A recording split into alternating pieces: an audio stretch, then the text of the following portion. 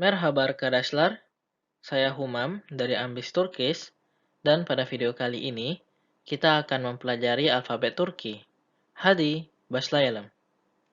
Pada video kali ini kita akan mempelajari yang pertama, pengelompokan alfabet Turki, yang kedua, pelafalan alfabet Turki, dan yang ketiga, akan ada latihan menulis kosakata bahasa Turki.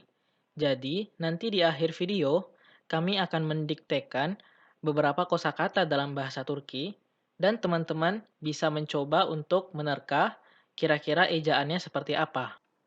Nah, sebagai gambaran, alfabet Turki itu berjumlah 29 dengan 8 huruf vokal dan 21 huruf konsonan.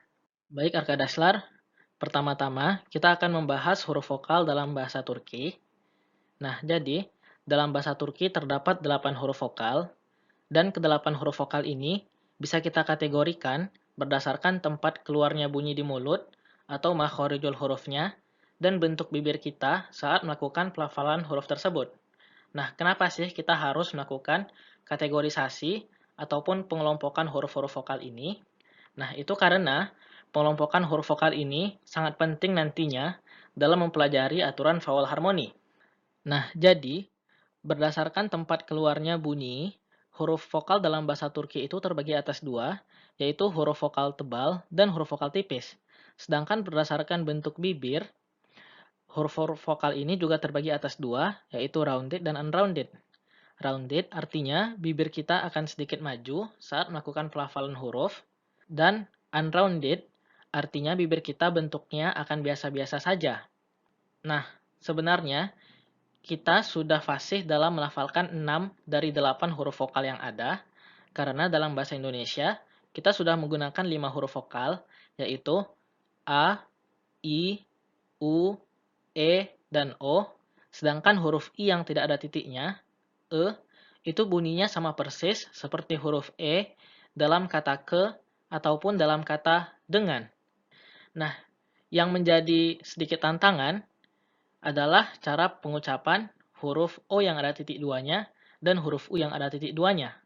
Untuk itu, kami akan memberikan beberapa tips bagi teman-teman agar bisa melafalkan huruf E dan huruf U secara benar. Nah, jadi tips yang pertama, teman-teman bisa meletakkan dua jari pada tenggorokan, jari telunjuk diletakkan di pangkal leher atas, dan jari tengah diletakkan di pangkal leher bawah, seperti pada gambar ini. Nah, sekarang coba teman-teman lafalkan huruf tebal dan huruf tipis. Nanti kita akan membandingkan getaran yang dihasilkan oleh pelafalan huruf tebal dan huruf tipis. Baik, mari kita mulai. A, E, O, U, E, I, E, U. Sekali lagi, tapi kali ini kita akan lakukan secara bergantian, satu huruf tebal dan satu huruf tipis. Baik, mari kita mulai. A, E, I, A, E, I, O, E, O, E, U, U, U. Nah, teman-teman akan merasakan bahwa huruf tebal itu pusat getarannya lebih dirasakan oleh jari tengah kita dan letaknya itu di pangkal leher bagian bawah. Sedangkan huruf tipis itu pusat getarannya berada di pangkal leher bagian atas dan dirasakan oleh jari telunjuk kita. Nah, itu cara pertama untuk menentukan apakah huruf O yang ada titik duanya itu bunyinya sudah benar. Jadi huruf O yang tidak ada titiknya itu letak getarannya berada di leher bagian bawah, di pangkal leher. Sedangkan huruf E itu letaknya di pangkal leher bagian atas. Nah, coba kita bandingkan sekali lagi. A, E, I, O, E, U, U. Nah, tips yang kedua, coba teman-teman bandingkan letak lidah kita saat melafalkan huruf A dan huruf E. Mari kita mulai. A, E. A, E. Ternyata, saat melafalkan huruf A, lidah kita itu menggantung di dalam mulut, tidak menyentuh gigi bagian manapun. Sedangkan saat melafalkan huruf E, lidah kita secara tidak kita sadari, secara otomatis menyentuh gigi bagian bawah. Baik bagian kanan, bagian kiri, ataupun keduanya. Tapi gigi bagian bawah. A, E. Nah, begitu juga saat pelafalan huruf O dan E. Saat pelafalan huruf O, letak lidah kita sama dengan saat kita melafalkan huruf A, letak lidahnya itu menggantung di dalam mulut. Dan saat melafalkan huruf E, itu lidah kita menyentuh gigi bagian bawah, kanan, dan kiri. Seperti di huruf E. Nah, jadi kedua cara ini bisa kita gunakan untuk menentukan apakah pengucapan huruf E dan U kita sudah benar. Nah, pertama, letak getarannya apakah sudah di leher bagian atas, dan yang kedua, letak lidah kita. Apakah sudah menyentuh gigi bagian bawah, sebagaimana saat melakukan pengucapan huruf E. Baik, jadi secara singkat, huruf vokal dalam bahasa Turki itu terbagi dua, ada huruf vokal tebal dan huruf vokal tipis. Selanjutnya, kita masuk ke bagian huruf konsonan dalam alfabet Turki. Jadi, dalam bahasa Turki, terdapat 21 huruf konsonan, dan ke-21 huruf konsonan ini juga bisa dikategorikan berdasarkan bergetar atau tidaknya tenggorokan kita pada saat melakukan pelafalan huruf tersebut. Nah, pengelompokan huruf konsonan ini sangat penting nantinya dalam mempelajari aturan konsonan harmoni. Nah, jadi huruf konsonan dalam bahasa Turki itu terbagi dua. Yang pertama adalah voiceless konsonan. Ini ada 8 huruf yang masuk ke dalam kategori ini. Dan cara menghafalnya adalah dengan menambahkan huruf vokal di sela-sela urutan voiceless konsonan ini. Jadi kita bisa baca seperti fıstıkça şahap. Fıstıkça şahap. Karena kita sedang membahas konsonan, kita bisa mengabaikan huruf vokal yang ada dalam kata ini. Fıstıkça şahap. Ada 8 huruf. Yang pertama, F, C, T, K, C, Ş, H, P. Oke. Dan selanjutnya, yang kedua, ada yang namanya voiced konsonan. Ini adalah huruf-huruf yang membuat tenggorokan kita bergetar saat melakukan pengucapan huruf ini. Nah, cara menentukan apakah tenggorokan kita bergetar atau tidak, kita tinggal meletakkan tangan kita pada tenggorokan, dan saat melafalkan huruf-huruf konsonannya, kita rasakan apakah terjadi getaran atau tidak. Dengan syarat, saat melafalkan hurufnya, kita tidak menggunakan huruf vokal sama sekali.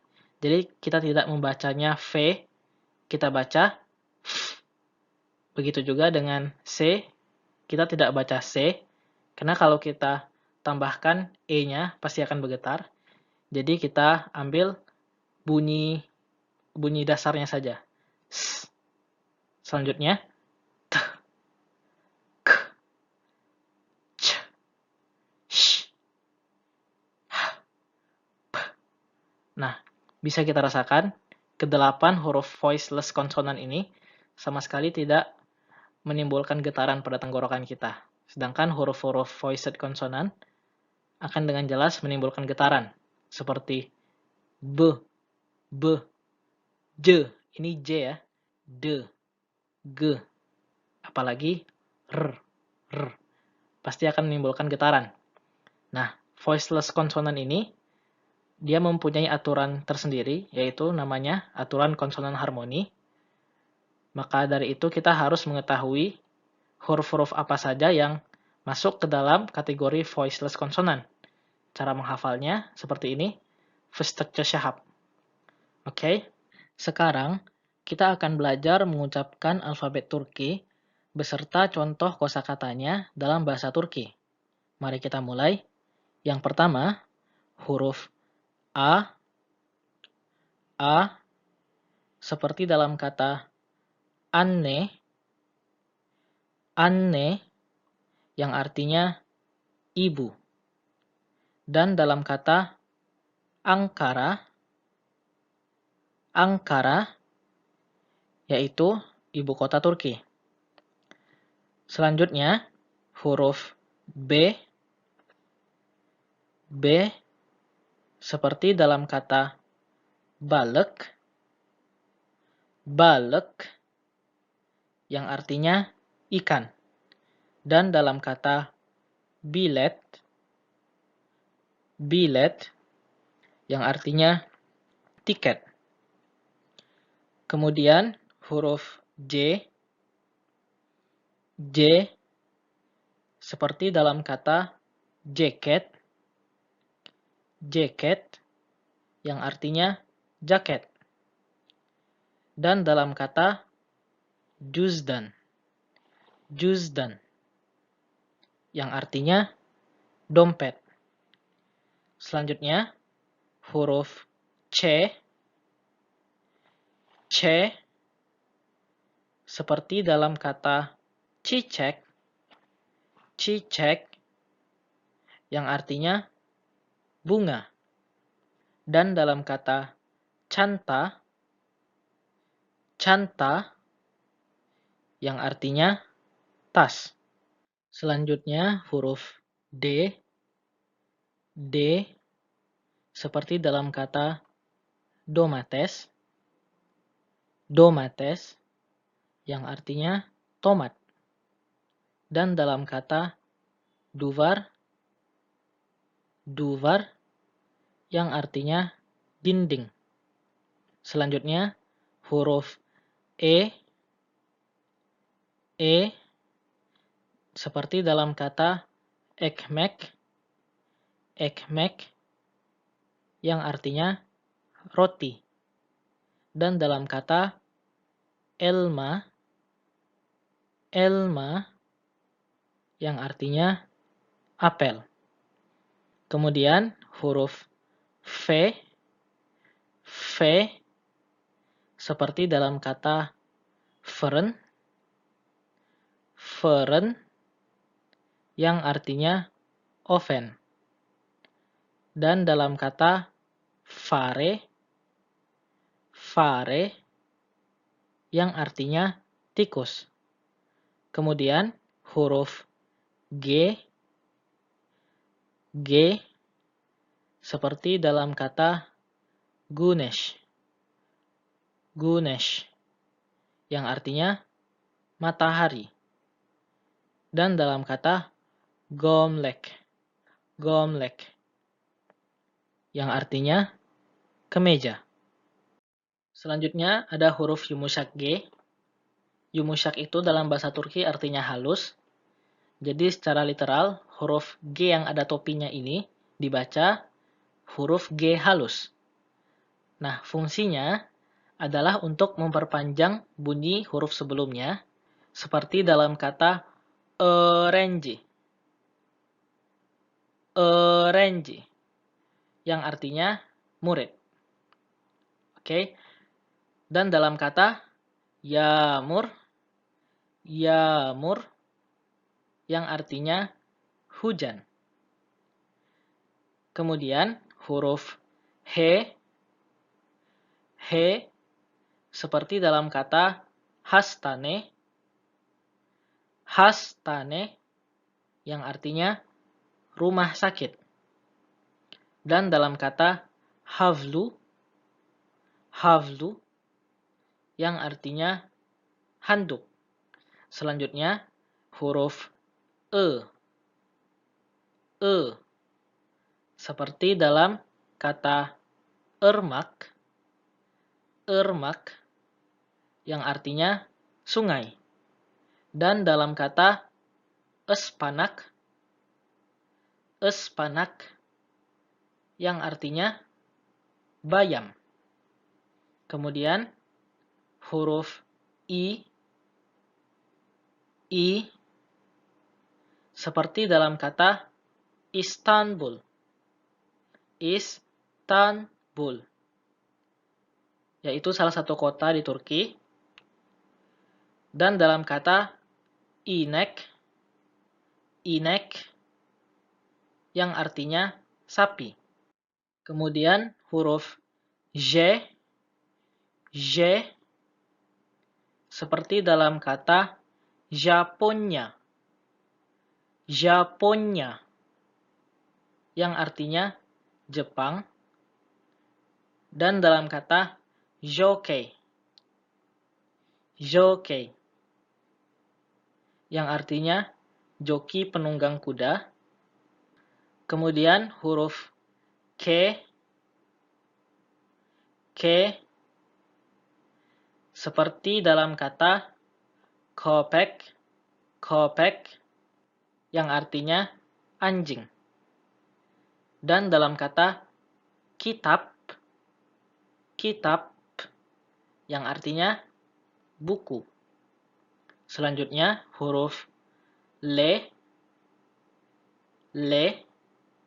seperti dalam kata limon, yang artinya lemon. Dan dalam kata lokanta, yang artinya restoran. Kemudian huruf me seperti dalam kata Mesir, yang artinya Mesir, negara Mesir. Dan dalam kata meyve, yang artinya buah-buahan. Selanjutnya huruf ne seperti dalam kata Nisan, yang artinya bulan April. Dan dalam kata nar, yang artinya buah delima.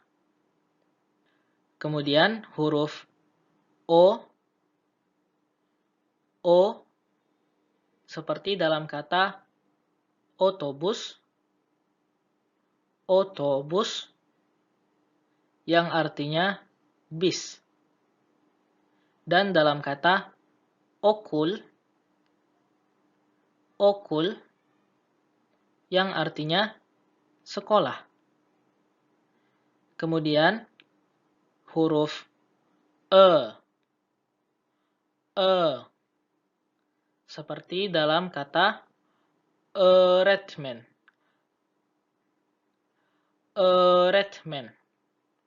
yang artinya guru. Dan dalam kata ördek, yang artinya bebek. Selanjutnya huruf P seperti dalam kata para, yang artinya uang. Dan dalam kata pencere, yang artinya jendela. Selanjutnya huruf re seperti dalam kata renk, yang artinya warna. Dan dalam kata radio, yang artinya radio. Kemudian huruf C seperti dalam kata sınıf, yang artinya kelas. Dan dalam kata salıncak, yang artinya ayunan. Selanjutnya huruf sh seperti dalam kata syapka, syapka yang artinya topi, dan dalam kata shishe, shishe yang artinya botol. Kemudian huruf T, T seperti dalam kata top, top yang artinya bola.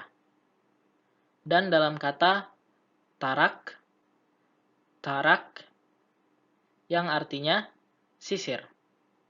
Kemudian huruf U, U seperti dalam kata ucak, ucak yang artinya pesawat. Dan dalam kata un yang artinya tepung. Kemudian huruf U seperti dalam kata utu, utu yang artinya setrika. Dan dalam kata uzum, uzum yang artinya anggur. Kemudian huruf V, V seperti dalam kata valiz, valiz yang artinya koper. Dan dalam kata vazo, vazo yang artinya vas, vas bunga ataupun vas hiasan. Kemudian huruf Y seperti dalam kata yumurta, yumurta yang artinya telur. Dan dalam kata yıldız, yıldız yang artinya bintang. Yang terakhir huruf Z, Z seperti dalam kata zeytin, zeytin yang artinya zaitun. Dan dalam kata zor, zor yang artinya sulit. Baik teman-teman, sekarang kita akan latihan mengeja tulisan bahasa Turki. Jadi di sini kami akan mengucapkan beberapa kosakata dalam bahasa Turki dan teman-teman akan mendengarkan terlebih dahulu, kemudian langsung menulis kira-kira ejaannya seperti apa. Baik, kalau sudah siap, mari kita mulai.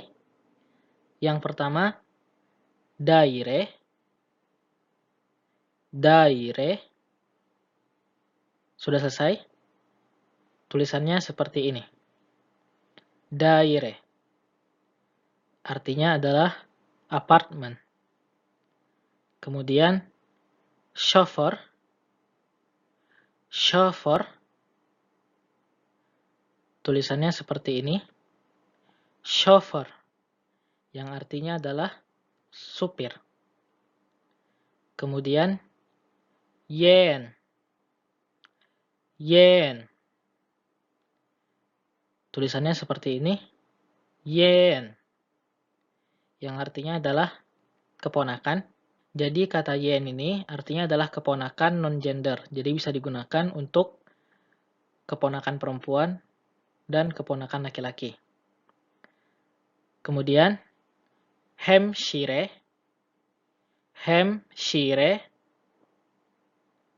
Tulisannya seperti ini. Hemşire yang artinya adalah suster.